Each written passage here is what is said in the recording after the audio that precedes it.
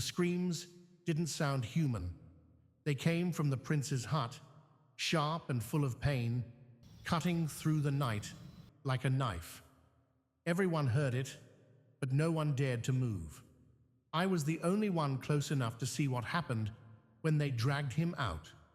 The prince was not like other men.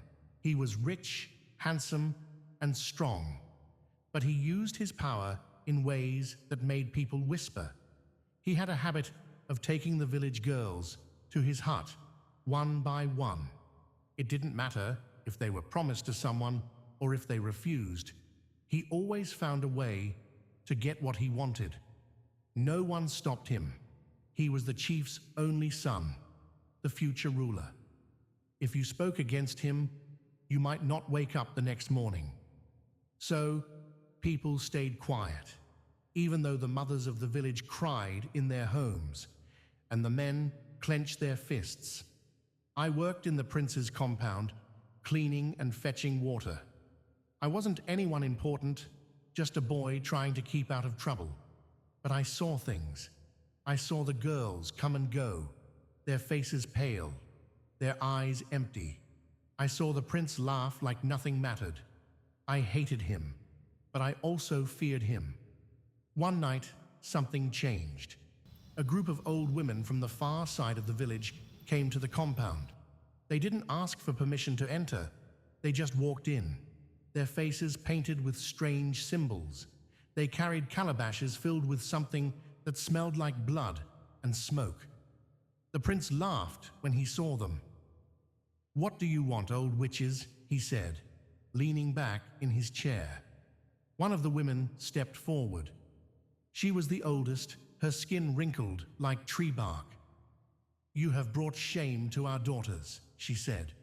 Her voice was calm, but her eyes burned like fire. The prince waved her off.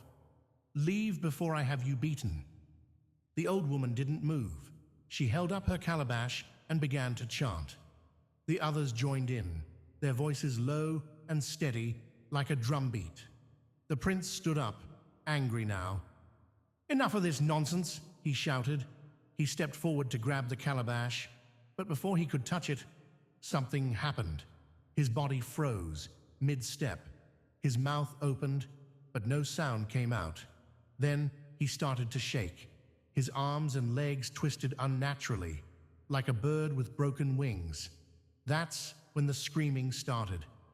By the time the chief arrived, the prince was lying on the ground, his body covered in boils. His skin looked like it was burning from the inside, but no fire touched him. The old women were gone, leaving their calabashes behind. The air smelled of smoke and something sour, something that made my stomach turn. The chief fell to his knees beside his son, but the prince's eyes were wild. He didn't even recognize his father.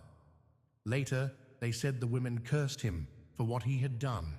They said he would live, but only as a lesson. A prince who could no longer walk, no longer speak, no longer harm anyone. No one dared to talk about it openly, but I still hear the whispers. Some say the old women were spirits, not human at all. Others say they were just tired mothers who had nothing left to lose.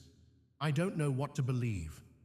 All I know is that the prince's hut has been empty ever since.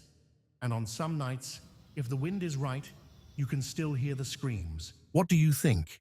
Was the prince cursed by the ancestors, or was there something more mysterious at play? Let us know in the comments below, and don't forget to like, share, and subscribe for more captivating African stories.